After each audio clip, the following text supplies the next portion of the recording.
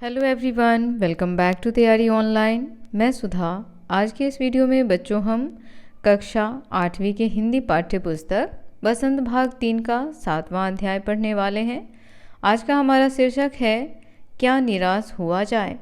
बच्चों, इसके लेखक हैं हजारी प्रसाद द्विवेदी जी। द्विवेदी जी की यह रचना है। हजारी प्रसाद द्विवेदी जी का जन्म 19 अगस्त 1907 ईस्वी में हुआ है। हजारी प्रसाद द्विवेदी जी हिंदी निबंधकार, आलोचक और एक उपन्यासकार भी रहे हैं। उन्होंने हिंदी, अंग्रेजी, संस्कृत और बांग्ला जैसी भाषाओं में रचनाएं की हैं। भक्तिकालीन साहित्य का उन्हें अच्छा ज्ञान था। सन 1957 में उन्हें साहित्य अकादमी पुरस्कार के साथ साथ पद्म भूषण से भी सम्मानित किया गया था। तो चलिए आज उनके द्वारा लिखित इस रचना को हम पढ़ते हैं, जिसका नाम है क्या निराश हुआ जाए। बच्चों, यह जो रचना है क्या निराश हुआ जाए, यह इनके द्वारा लिखित एक निबंध है। इनके द्वारा लिखित क्या है बच्चों?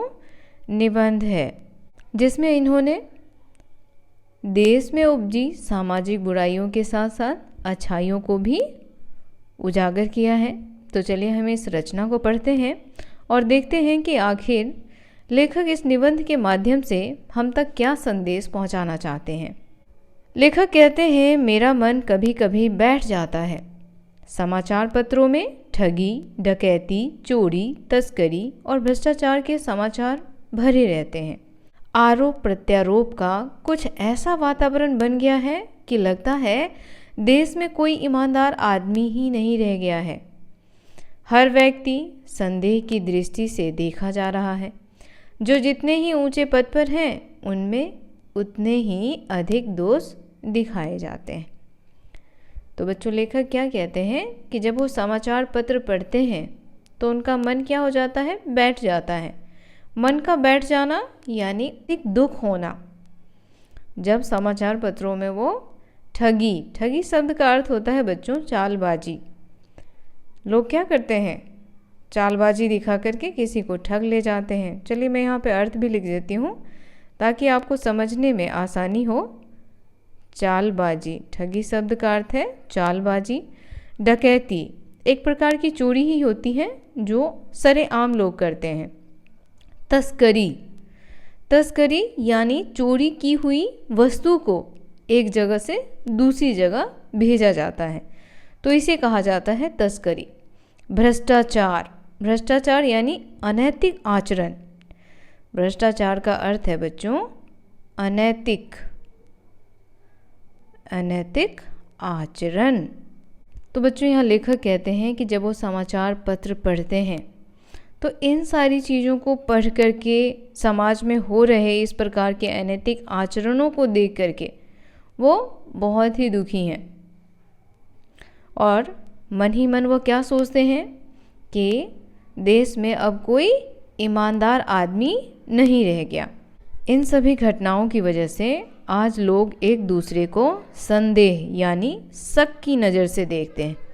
आज किसी को किसी पर विश्वास नहीं रहा। जो जितने ही ऊंचे पद पे है वह उतना ही अधिक, उनमें उतने ही अधिक दोष दिखाई देते हैं। दोष यानी कि बुराई, यानी जो लोग जितने ही ऊंचे पद पर हैं वो उतने ही भ्रष्ट हैं। क्या यही भारतवर्ष है जिसका सपना तिलक और गांधी ने देखा था? रविन्द्रनाथ ठाकुर और मदन मोहन मालवीय का महान संस्कृति सभ्य भारतवर्ष किस अतीत के गहवर में डूब गया। आर्य और द्रविड़, हिंदू और मुसलमान, यूरोपीय और भारतीय आदर्शों की मिलन भूमि मानव महासमुद्र क्या सूख ही गया? मेरा मन कहता है कि ऐसा हो नहीं सकता। हमारे महान मनीषियों के सपनों का भारत है और रहेगा। तो बच्चों, यहाँ लेखक जो हैं वह समाज से, देशवासियों से एक प्रश्न पूछते हैं और कहते हैं, क्या हमारे देश के जो महान नेता थे तिलक, गांधी, उन्होंने ऐसे ही भारतवर्ष का सपना देखा था? क्या वह ऐसा ही भारतवर्ष चाहते थे? रविन्द्रनाथ टैगोर और मदन मोहन मालवीय ने जिस महान संस्कृत सभ्य भारतवर्ष का सपना देखा था वो आज किस में डूब गया है? अतीत के गहवर में। गहवर कहने का अर्थ होता है बच्चों गड्ढा। गहवर शब्द का अर्थ है गड्ढा और अतीत मतलब होता है बीता हुआ।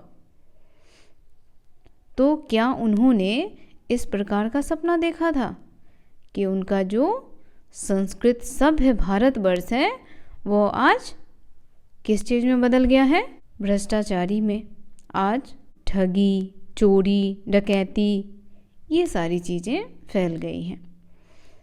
आगे कहते हैं लेखक कि हमारा जो भारत है वो मानव महासमुद्र के रूप में जाना जाता है। यानी हमारा भारत अनेकता में एकता के लिए जाना जाता है। यहाँ पर अनेकों जाति धर्म के लोग आपस में मिलजुल करके रहते हैं, जिसमें उन्होंने बताया है कि आर्य और द्रविड़, हिंदू और मुसलमान, यूरोपीय और भारतीय सभी का मिला जुला आदर्श जो है वह कहाँ देखने को मिलता है? भारतवर्ष में। तो इसीलिए लेखक यहाँ लोगों से यह प्रश्न पूछते हैं कि क्या मानव महासमुद्र सूख गया है? क्या लोगों के अंदर का प्रेम, आपसी मेलजोल ये सभी खत्म हो गया है? फिर कहते हैं मेरा मन कहता है ऐसा नहीं हो सकता, अब उनका मन नहीं मान रहा। हमारा भारतवर्ष ऐसा बिल्कुल नहीं हो सकता। हमारे महान मनुष्यों के सपनों का भारत है और रहेगा। आगे लेखक बताते हैं यह सही है कि इन दिनों कुछ ऐसा माहौल बना है कि ईमानदारी से मेहनत करके जीविका चलाने वाले निरीह और भोले भाले श्रमजीवी पिस रहे हैं और झूठ तथा फरेब का रोजगार करने वाले फल फूल रहे हैं। अब लेखक क्या बताते हैं कि आज के समय में क्या हो रहा है। जो लोग ईमानदार हैं, जो लोग मेहनत मजदूरी करके अपना जीवन यापन कर रहे हैं, जीविका चला रहे हैं। जीविका शब्द का अर्थ होता है बच्चों रोजगार। क्या होता है? रोजगार। तो जो लोग मेहनत मजदूरी करके ईमानदारी पूर्वक अपनी जीविका चला रहे हैं वो लोग आज के समय में क्या हैं? बहुत ही गरीब तबके के हैं, बहुत ही कमज़ोर तबके के हैं। और जो लोग झूठे हैं, फरेबी हैं, वह क्या हो रहे हैं? फल फूल रहे हैं। यानी उनके पास किसी चीज़ की कमी नहीं है। वह अपना जीवन बहुत ही सुख शांति के साथ बिता रहे हैं। ईमानदारी को मूर्खता का पर्याय समझा जाने लगा है। सच्चाई केवल भीरू और बेबस लोगों के हिस्से पड़ी है। ऐसी स्थिति में जीवन के महान मूल्यों के बारे में लोगों की आस्था ही हिलने लगी। और लेखक क्या कह रहे हैं? ईमानदारी यानी जो लोग ईमानदारी पूर्वक काम करते हैं आज लोग उनको क्या समझते हैं? मूर्ख। कहते हैं अरे ये तो मूर्ख है, पूरी ज़िंदगी मूर्ख ही रहा, ना तो स्वयं के लिए कुछ किया और ना ही अपने परिवार के लिए। यहाँ एक शब्द है बच्चों पर्याय। पर्याय शब्द का अर्थ होता है समानार्थी। समानार्थी। तो लेखक क्या कहते हैं? आज के समय में जो ईमानदार लोग हैं समाज में लोग उन्हें मूर्ख समझते हैं। जो सच्चाई के साथ जीवन यापन करते हैं समाज में वो बेबसी की ज़िंदगी जीते हैं। भीरू शब्द का अर्थ होता है बच्चों डरपोक। भीरू, डरपोक। और बेवश, बेवश मतलब लाचार। ठीक है, तो ऐसे लोग क्या कहलाते हैं? भीरू यानी डरपोक और लाचार। जो सच्चाई के साथ जीते हैं वो डर डर करके जीते हैं और जो बेईमानी, भ्रष्टाचार, ठगी, चोरी, डकैती आदि जैसे कुकृत्य करते हैं वो बहुत ही शान से अपना जीवन जीते हैं। तो इसलिए लेखक कहते हैं कि आज समाज में ना तो संस्कृति रही, ना सभ्यता रहा और ना ही ईमानदारी। आज लोग ईमानदार लोगों पर भी शक करते हैं, कोई उन पर भरोसा नहीं करता। तो बच्चों मनुष्य के जीवन के महान मूल्य सच्चाई, ईमानदारी यह सभी क्या होने लगे हैं? आज के टाइम पर डगमगाने लगे हैं। भारतवर्ष ने कभी भी भौतिक वस्तुओं के संग्रह को बहुत अधिक महत्व नहीं दिया। उसकी दृष्टि में मनुष्य के भीतर जो महान आंतरिक गुण स्थिर भाव से बैठा हुआ है वही चरम और परम है। तो बच्चों, लेखक कहते हैं कि भारतवर्ष ने कभी भी, यानी जो भारतवर्ष के पहले के समय के लोग थे, उन्होंने कभी भी भौतिक वस्तुओं को महत्व नहीं दिया। भौतिक वस्तु कहने का अर्थ होता है बच्चों सांसारिक चीज़ें, जिसका इस्तेमाल करके लोग अपने जीवन में सुख सुविधा लाते हैं। जैसे आज घर में रेफ्रिजरेटर है, कूलर है, हीटर है, टीवी है, तो ये सभी क्या है? भौतिक वस्तुएं हैं। इनसे क्या होता है? मनुष्य आनंद की प्राप्ति करता है। अब देखिए, अगर आपके घर में कूलर है तो गर्मी के समय में ठंडी हवा खाते हैं आप उससे। यदि आपके यहाँ फ्रिज है तो गर्मी में ठंडे पानी पीने को मिल जाते हैं।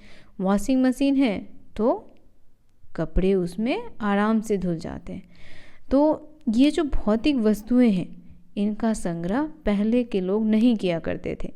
यानी पहले के लोगों के लिए इसका कोई महत्व ही नहीं था। वो वस्तुओं को महत्व देते ही नहीं थे। वह किसको महत्व देते थे? लोगों के गुण को, उनके अच्छे स्वभाव को। उन्हीं को वह सबसे बड़ा धन मानते थे। लेकिन आजकल लोग जो हैं वह पैसे के पीछे भागते हैं। लेखक कहते हैं, लोभ, मोह, काम, क्रोध आदि विचार मनुष्य में स्वाभाविक रूप से विद्यमान रहते हैं, पर उन्हें प्रधान शक्ति मान लेना और अपने मन तथा बुद्धि को उन्हीं के इशारे पर छोड़ देना बहुत बुरा आचरण है। तो क्या कह रहे हैं यहाँ पे?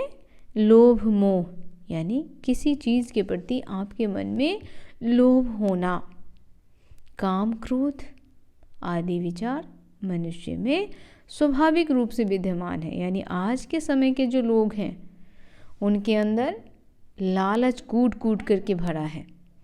काम, क्रोध ये सभी कूट कूट के भरा है। यानी पहले के समय में जो लोग बुद्धिमान समझदार होते थे, जिनके लिए पैसों का कोई महत्व ही नहीं था और वह अपनी ज़िंदगी बहुत ही शांति, बहुत ही आराम से बिताते थे। लेकिन आजकल क्या है?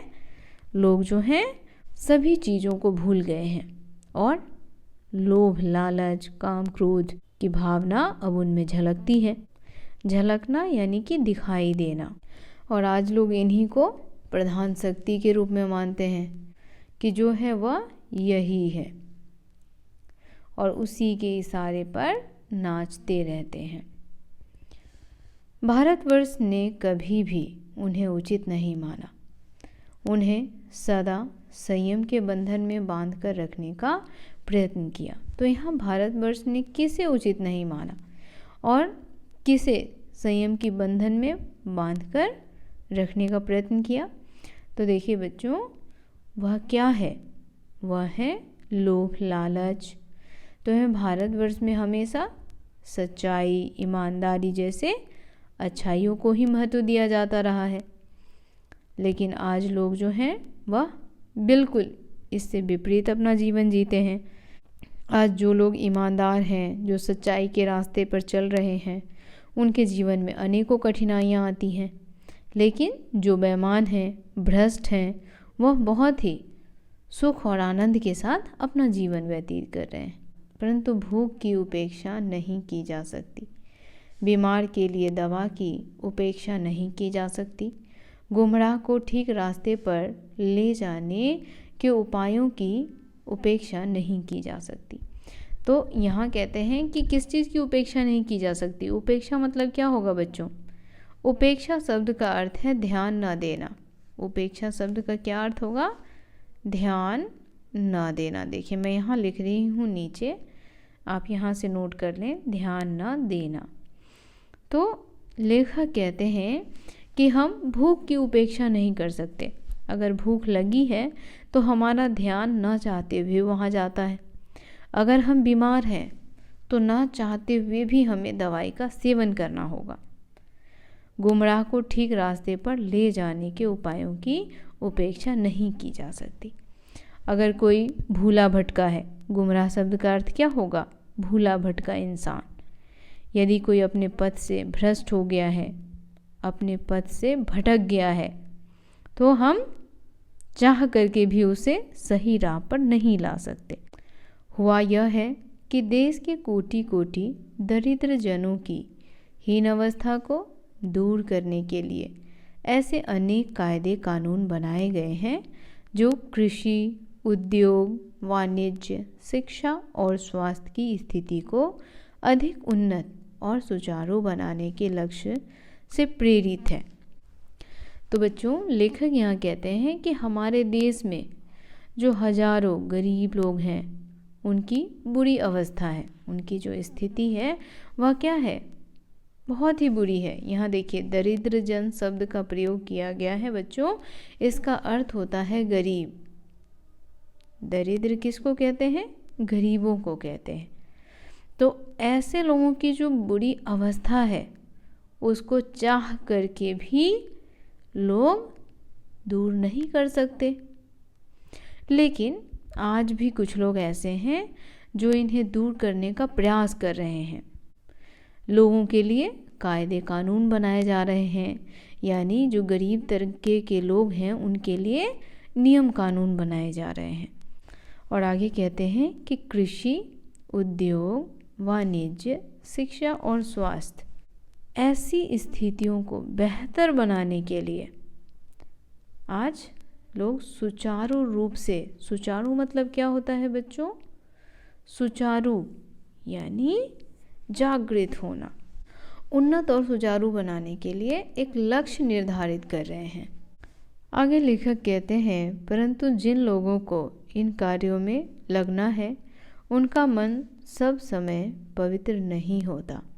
प्रायः वे ही लक्ष्य को भूल जाते हैं और अपनी ही सुख सुविधा की ओर ज़्यादा ध्यान देने लगते हैं। तो बच्चों, जिन लोगों को चुना जाता है अपने देश से भ्रष्टाचार को मिटाने के लिए, देश में सच्चाई और ईमानदारी लाने के लिए, ऐसे ही लोग क्या करते हैं? ऐसे ही लोग देश को और भ्रष्ट बनाते हैं।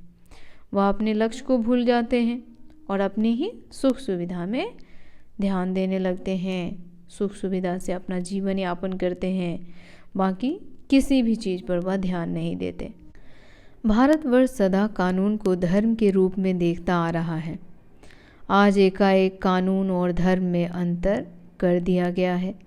धर्म को धोखा नहीं दिया जा सकता, कानून को दिया जा सकता है। यही कारण है कि लोग धर्म भीरू हैं। वे कानून की त्रुटियों से लाभ उठाने में संकोच नहीं करते। तो यहाँ क्या कहते हैं? यहाँ लेखक कहते हैं कि आज लोग जो हैं वह धर्म को धोखा नहीं दे सकते, लेकिन कानून को धोखा दे सकते हैं। क्यों बच्चों, कानून को धोखा क्यों दे सकते हैं लोग? तो देखिए, कानून में कुछ ऐसे दांव पेच रहते हैं कि लोग दूसरों के साथ धोखा और कानून को अपने हाथ में लेकर अपना स्वार्थपूर्ण कार्य कर सकते हैं, लेकिन धर्म के क्षेत्र में धोखा नहीं दिया जा सकता। और बच्चों, लेखक कहते हैं कि धर्म के क्षेत्र में कोई धोखा किसी को नहीं दे सकता। धर्म को लेखक ने माना है किसका रास्ता? सच्चाई और ईमानदारी का। यहाँ एक शब्द है बच्चों, धर्म भीरू। धर्म भीरू कहने का क्या अर्थ है? अधर्म करने से डरने वाला। देखिए, यहाँ लिख दे रही हूँ, धर्म भीरू का अर्थ है अधर्म करने से डरने वाला। इसे क्या कहते हैं? धर्म भीरू कहते हैं। वे कानून की त्रुटियों से लाभ उठाने में संकोच नहीं करते। तो ऐसे जो लोग होते हैं वह कानून की त्रुटियाँ मतलब क्या होता है बच्चों, क्या बता सकते हैं आप? त्रुटियाँ यानी गलतियाँ।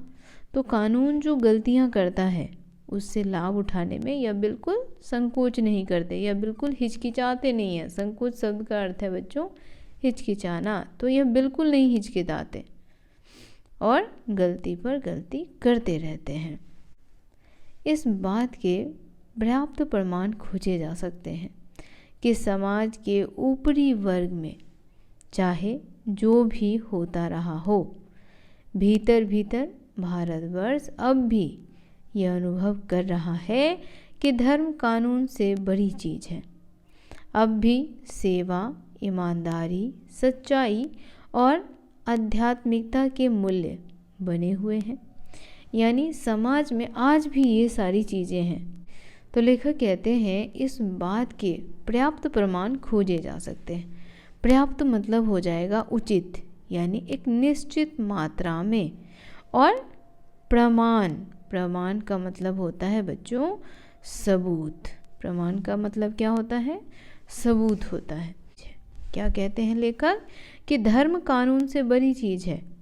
लोग कानून को तो ठग सकता है, इससे तो बच सकता है, लेकिन धर्म को ना तो कभी वह ठग सकता है और ना ही उससे बच सकता है। अब भी सेवा, ईमानदारी, सच्चाई और आत्मीयता के मूल्य बने हुए हैं। यानी आज के समय में भी लोग सेवा, ईमानदारी, सच्चाई और आध्यात्मिकता से जुड़े हुए हैं। आध्यात्मिक कहने का अर्थ है बच्चों भगवान से संबंध रखने वाले। आध्यात्मिकता मतलब भगवान से संबंध रखने वाले, ऐसे व्यक्ति जिन्हें ऐसा लगता है कि वह भगवान से हर हमेशा बातें कर रहे हों। आज भी वह मनुष्य से प्रेम करता है, महिलाओं को सम्मान देता है, झूठ और चोरी को गलत समझता है, दूसरे को पीड़ा पहुंचाने को पाप समझता है। पर आदमी अपने व्यक्तिगत जीवन में इस बात का अनुभव करता है। समाचार पत्रों में जो भ्रष्टाचार के प्रति इतना आक्रोश है, वह यही साबित करता है कि ऐसी चीज़ों को गलत समझते हैं और समाज में उन तथ्यों की प्रतिष्ठा कम करना चाहते हैं, गलत तरीके से धन तथा मान संग्रह करते हैं। तो अब लेखक क्या कहते हैं बच्चों? यहाँ पे लेखक कहते हैं कि आज भी वह मनुष्य से प्रेम करते हैं, वह महिलाओं से प्रेम करते हैं, यानी सबको सम्मान देते हैं। वह चोरी को क्या समझते हैं? गलत कार्य समझते हैं। इसीलिए कहते हैं कि मनुष्य को कभी भी चोरी चकारी नहीं करनी चाहिए। वह दूसरों की पीड़ा को समझते हैं। अगर कोई किसी को पीड़ा पहुंचा रहा है तो उसके दुख दर्द को भी लेखक समझते हैं। तो बच्चों इस निबंध का पहला भाग बस यहीं तक। अगला भाग हम अगले वीडियो में देखेंगे। वीडियो आपको कैसा लगा कमेंट करके बताना बिल्कुल ना भूलें। वीडियो पसंद आया हो तो इसे लाइक करें, शेयर करें, हमारे चैनल को सब्सक्राइब और फॉलो करना तो बिल्कुल ना भूलें। मिलते हैं आपसे इसी अध्याय के दूसरे भाग के साथ। तब तक के लिए आप सभी का धन्यवाद।